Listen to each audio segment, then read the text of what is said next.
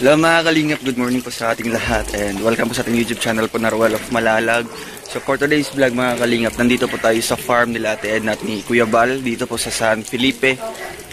Ayan, ito po yung kanilang farm mga kalingap and doon po yung mga itik tsaka yung fish pond po sa unahan.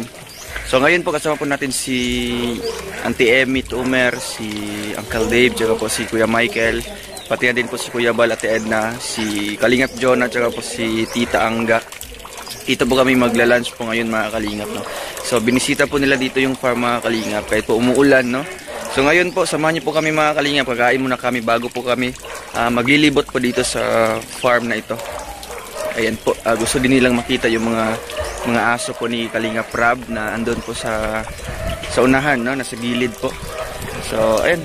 Salamat po sa inyong suporta mga Kalingap and sana po umabot po tayo ng 100,000 subscribers, no? At ma-reach po natin ang silver play button. Ayan. Pasuyo naman po mga Kalingap, pa-share po ng ating channel, pa-like, share and subscribe. Thank you po. So let's go.